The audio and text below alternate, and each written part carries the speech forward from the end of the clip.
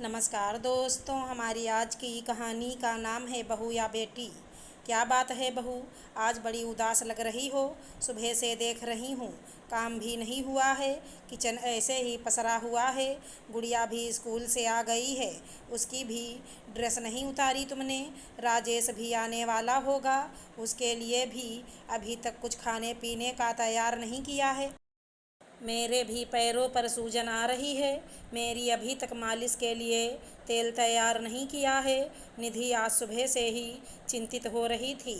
आज उसका मन बहुत अजीब हो रहा था, उसे एक ही चिंता खाए जा रही थी।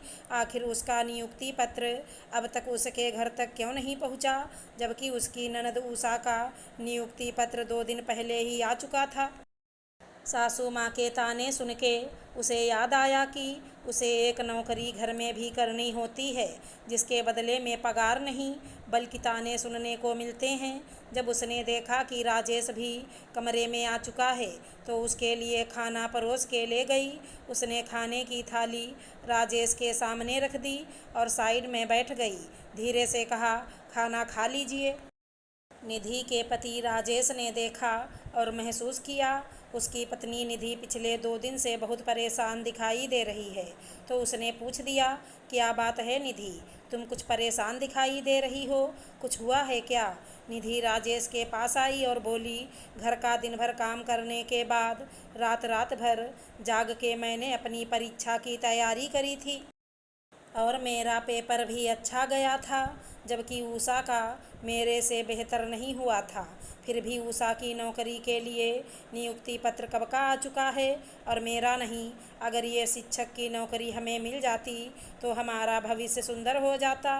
वैसे भी आपका काम धंधा कुछ खास नहीं, हमेशा मंदा ही रहता है। ऊपर से अब गुड़िया भी बड़ी हो रही है, उसकी परवरिश के लिए भी तो पैसे की ज़रूरत होगी। उसकी बेहतर शिक्षा के लिए कितना खर्चा चाहिए होगा। अपनी पत्नी निधि की बात सुन के राजेश भी चिंतित हो गया। हाँ, तुम सही कह रही हो, उषा का तो पेपर तुम्हारे मुकाबले थोड़ा खराब ही था।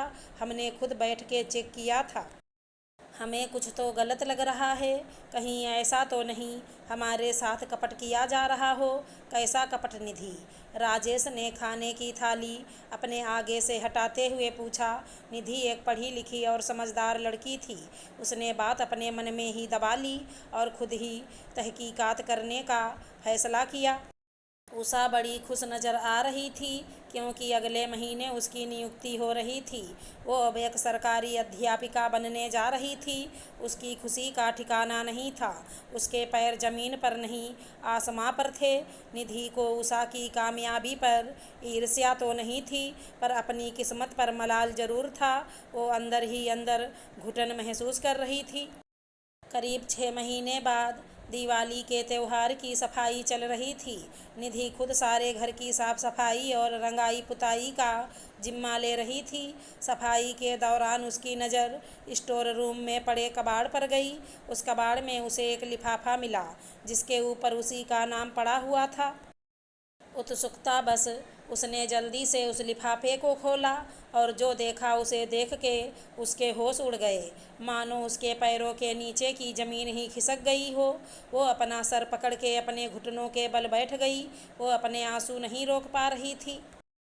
दोपहर का वक्त था। राजेश अपनी दुकान बंद करके खाना खाने के लिए घर आया तो उसने देखा सारा सामान इधर उधर बिखरा हुआ है। तो उसने आवाज़ दी, निधि कहाँ हो? घर की क्या हालत बना रखी है? खाना बना अभी तक या नहीं? खोजते खोजते राजेश स्टोर रूम तक आ पहुँचा। उसने देखा निधि बेसुध बैठी बस अपने आंसू टपका रही है।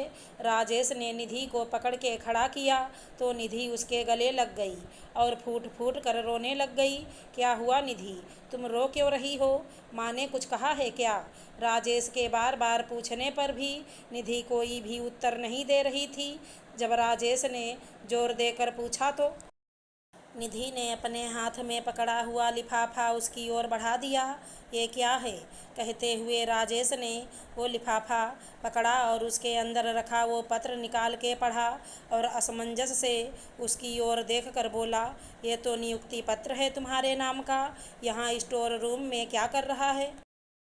निधि ने कुछ नहीं कहा, लेकिन उसकी नम आँखों ने सब कुछ बयां कर दिया। राजेश को बहुत बुरा लगा, साथ ही उसे गुस्सा भी आया। इतनी मेहनत जो तुमने रात रात भर जाग जाग कर की थी, वो सब धूमिल हो गई। माँ, माँ कहाँ हो तुम? राजेश दहाड़ता हुआ बाहर निकल गया। उसकी माँ छत पर बैठी धूप ले रही थी।